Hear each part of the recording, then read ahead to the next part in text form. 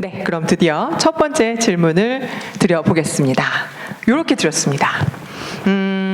저희가 미래에 대해서 항상 이야기를 하거든요. 다가오는 미래, 항상 궁금하고 두렵기도 하고 준비해야 하는 그런 미래에 대해서 얘기를 하는데 각각의 전문가분들은 이 질문에 어떻게 대답을 했을까요? 라이프 스타일 전반에서 일단 여쭤봤어요. 땡땡은 흥할 것이고 땡땡은 망할 것이다. 네. 그리고 우리가 그냥 일반적으로 그냥 누구나 다 느낄 수 있는 라이프 스타일 전반뿐만이 아니라 우리는 크리에이터들이잖아요. 미래를 조금 더 크리에이티브하게 준비해야 되는 크리에이터들에게 크리에이티브 영역에서는 뭐뭐는 흥할 것이고 뭐뭐는 망할 것이다. 네, 포스트 코로나를 좀 기점으로 해서 저희가 이런 질문을 드려봤습니다. 답변을 보죠. 네, 첫 번째로 정립. 자, 라이프 스타일부터 볼게요. 뭔가 정립하고 이렇게 쌓아가는 거는 흥할 건데 약간 소진해버리는 것은 망할 것이다. 그리고 논리적인 것은 흥할 것이고 오히려 직관은 망할 것이다라고 안지용 대표님께서 대답을 해주셨어요. 너무 사실 질문을 주신 게 너무 어렵고, 근데 저는 이제 건축을 하면서 건축을 하다 보니까 오프라인이라는 공간에 이제 사실 메인으로 하면서 또 이제 이항 교수님, 나건 교수님 또 여기 계신 다른 두 교수님도 함께 새로운 영역을 찾아가는 연구소를 같이 하고 있는데요. 이제 그러면서 지난 한 5년 정도에서 가장 또 핫한 키워드 중에 하나가 그냥 라이프 스타일이라는 단어 자체가 약간 트렌드가 됐어요. 뭐를 하든지 라이프 스타일에 맞춰서 질문 자체가 너무 어려운데 작년 트렌드 코리아 이제 이한 교수님 공부하고 계신 트렌드 코리아의 업그린간이라는 키워드가 있었어요. 그 키워드가 자기 자신을 이제 업그레이드를 하는데 사람들이 훨씬 더 많은 매료를 느낀다라는 거였어요. 승진보다도 스스로의 어떤 경험이 늘어나는 것. 아까 그 강연에서도 말씀해 주셨던 부분하고 비슷한데, 이제 이게 오프라인 공간에 올해에 제가 엊그저께 되게 충격적인 얘기를 들은 게 올해에 새롭게 계약된, 그러니까 물론 작은 규모는 얼마든지 있을 수 있겠지만 새롭게 계약된 대규모, 즉 우리가 아는 그 리얼 에스테이트 에이전시를 통한 계약이 이루어진 게 올해에 단 0건이라고 합니다. 0건. 네. 하나도 없다는 거죠? 하나도 없습니다. 그러니까 1건도 아니고 0건이라고. 그래서 이 정도로 코로나가 이제 우리의 오프라인에 임팩트 있게 이렇게 충격적으로 다가오는데, 지금 새롭게 오픈하는 공간들은 다 작년에 계약을 해서 어쩔 수 없이 다 오픈하는 거고요. 올해는 0건이라고 하니까 그런 가운데에서 그런 라이프 스타일에서 사람들이 아까 이제 트렌드 속에서 과연 무엇을 고민하고 있을까를 봤을 때, 그러니까 사실 작년까지의 기준에서 보면은 먹고 소진하고 끝, 사진 찍고 끝, 그냥 끝나는 것들에 대해서 상당히 매력적을 느꼈다면은 지금 현재 앞으로에 다가오는 것 중에 하나는 그게 나한테 어떤 가치를 줄 것인가에 대해서 더 꼼꼼하게 생각하지 않는가. 그러니까 그게 나한테 적극적으로 도움이 돼야 되고, 내가 이걸 한 번 했고 그 다음에 그걸 2번을 했고 5번을 했고 이게 의미가 다가오지 않고 그냥 무조건 가서 사진 찍고 끝, 과연 이런 소진할 수 있는 스타일에는 한계가 오지 않을까라는 생각이 이제 계속 들어면서, 그렇기 때문에 이제 크리에이티브 영역에서 그걸 준비하는 사람들도 결국은 직관적으로 감각적으로 그냥 완전히 소진해 버리는 게 아니라 이제 그것을 왜 아까 이제 교수님 강연에서 What하고 하고 있었는데, 이제 디자이너에게 필요한 것 중에 하나가 이제 Why라는 거에 대한 질문들을 우리가 해가면서 아까 강연 처음에 나왔었던 어떤 공식 같은 것들을 만들고 그 논리를 테스트하고 검증해보고 그것이 이제 현실화가 되는 과정들이 필요하지 않을까라는 생각을 했습니다. 네, 그 크리에이티브 영역의 논리와 직관까지 지금 말씀을 쉽지 않다. 주신 거죠.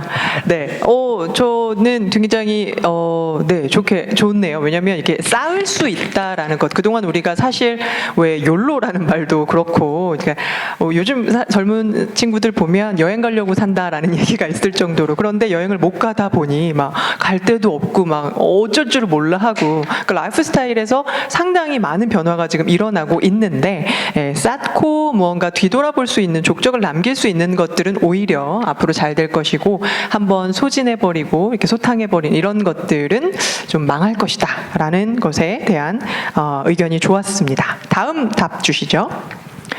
굉장히 또 여기 보시면 쉬운 답변인데. 쉬운 답변, 예, 송하혁 교수님께서 본인 답은 쉽다고 생각을 하시는데 되게 어렵거든요. 시스템 아키텍트는 흥할 것이고 아키텍트는 망할 것이다.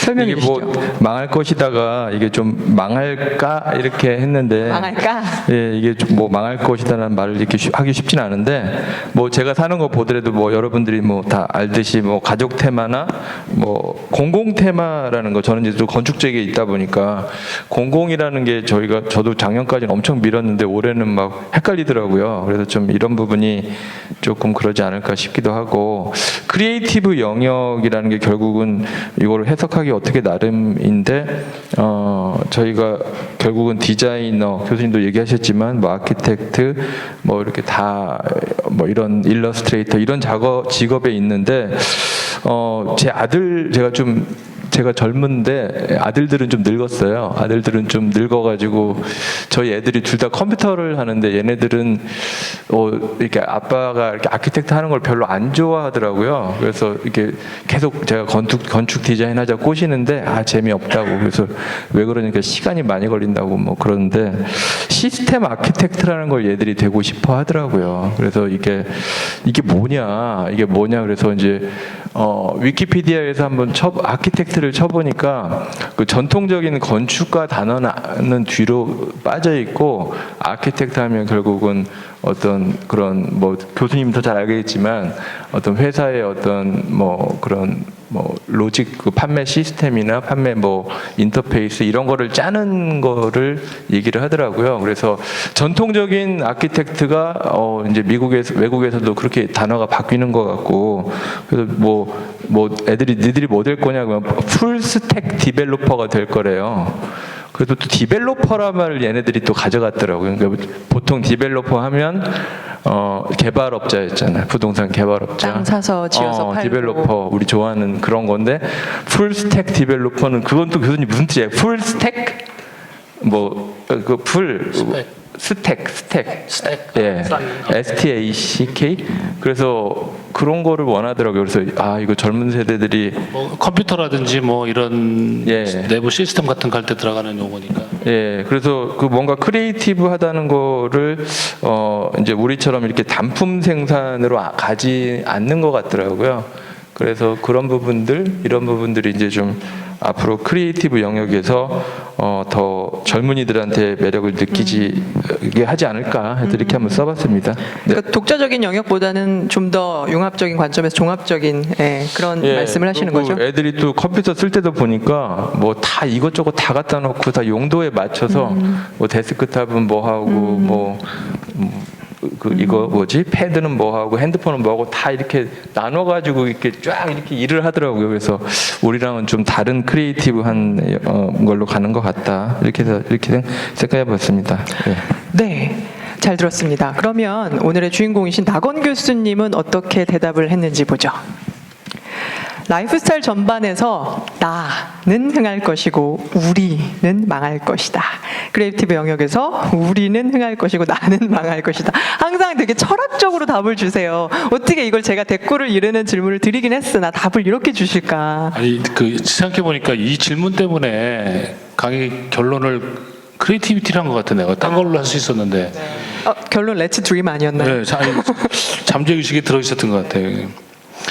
그러니까 코로나 이렇게 겪어보고 저희 애가 이제 미국에 있다가 들어와가지고 저희 이제 안방에서 2주 격리하고 집사람이 이제 다이소에서 그 비닐 사다가 이렇게 붙여가지고 밑으로 음식 넣어주고 또 공항에서 픽업할 때도 뒤쪽에다가 비닐을 치고 와가지고 집어 넣어주고 그 다음 날 보건소에 올라가서 검진 받고 와서 밑에 한 단 띄고 그 다음에 며칠 있다가 또 하나 띄고 그리고 일주일 지난 다음에 이제 다 띄고 이제 왔다 갔다 이렇게 보니까 이게 라이프 스타일을 보니까 이거 걔가 와가지고 그 안에 있는 방 2개 화장실 뭐 다 썼거든요. 그러니까 점점 누구랑 접촉하는 것도 어려워지니까 내가 갖고 있어야 되는 나에 대한 것들은 점점 넓어지고 커지고 중요해지는 이슈고 뭐 내가 죽으면 뭐 무슨 상황이겠어요. 그러니까 내가 제일 중요해지는 것 같아요. 라이프 스타일이. 그리고 우리가 뭉치면 뭐 코로나 터지고 뭐 이래가지고 이태원 뭐 막 터지면 이 홍대 앞 나는 흥하고 우리는 망할 것이다. 근데 이제 크리에이티브라고 하는 것은 말씀드린 대로 전혀 상관없는 두 개가 이렇게 만나는 거다 생각을 하면, 물론 자기 혼자서 자기의 많은 경험에서 다양한 것을 끄집어낼 수도 있겠지만 그 노력보단 진짜 나랑 다른 정반대에 있는 사람하고 만나서 얘기하는 것이 훨씬 더 크리에이티브한 거 좋지 않냐. 그래서 크리에이티브 영역에서 우리는 흥하지만 나는 쫄딱 망할 거다. 이렇게 얘기했습니다. 되게 신기하게 송 교수님이랑 맥이 비슷하세요. 네, 두 개가 이렇게. 아, 네. 네. 자, 그러면 오늘 스페셜 게스트로 모신 김영민 교수님의 답을 볼 텐데요. 자, 라이프스타일 전반에서 불통은 흥하고 소통은 망할 것이다. 크리에이티브 영역에서 덕후는 흥하고 영웅은 망할 것이다. 설명해 주시죠. 지금 2단화라고 했지만 되게 소문자 A형이라서 되게 떨리고, 심지어는 아까 강연에서 뭔가 오답 적은 것 같아가지고 아까 소통을 강조하셨는데 불통이 어떡하지 그래서 지금 좀 떨리고 있는데, 그 두 번째 문장부터 하는 게 좋을 것 같아요. 그러니까 이제 덕후는 흥할 것이고 영웅은 망할 것이다라는 거는 약간 이게 개인적인 경험인데, 저는 대학교 1학년 때 덕후였습니다. 근데 그게 좀 부끄러웠어요. 그러니까 애니메이션 덕후였는데 뉴타입이라는 잡지를 정기 구독했었고, 근데 약간 그 에반게리온이 되게 떴을 때였는데 그거는 워낙에 좀 유명해서 말해도 되는데, 사실 제가 진짜 막 이러면서 봤던 거는 에스카폴로노에라는 아무도 모르는 애니메이션이 있는데 되게 특이하게 순정 로봇 만화예요. 그러니까 여성이 주인공인데 로봇 뭐 그런 거였는데, 지금은 이제 되게 당당해진 것 같아요. 이게 오히려 크리에이티브 전반에 나오고, 한번 실험을 한번 해보자면은, 그러니까 이 왼팔이 동료의 증표다. 다시 만난다면 동료라 불러주지 않겠어? 아직 어색한데 이게 그 원피스라는 만화에 팬들이 뽑은 3대 명대사 중 하나거든요. 왼팔을 들어줘야 되는데 그렇죠. 좀 그런데 어쨌든 공개 강연 자리에서 이런 얘기를 할 수 있다는 게 이제 그쵸. 좀 증명을 하고 싶었어요. 그쵸. 약간 실패한 것 같았는데. 임플리멘테이션 하신 거예요. 네, 근데 그래서 그러니까 오답 같지만 약간 첫 번째 거를 하자면, 근데 이 덕후가 크리에이티브 영역에서 흥한다는 건 사실 불통이 핵심인 것 같아요. 그러니까 이거를 원피스를 설득하려는 게 아니잖아요. 그냥 이게 관심 있는 사람들은 들어라는데 이게 오히려 되게 좋은 콘텐츠가 되고, 제가 인류학 강의에서 하나 들었던 재밌는 게, 왜 다문화 이슬람교도랑 어떻게 기독교도랑 이 다 공존을 하느냐라는 질문이 있었을 때 정답은 불통이래요. 그러니까 예를 들면은 이슬람교가 밑에 돼지고기집이 있어요. 뭐 햄을 파는.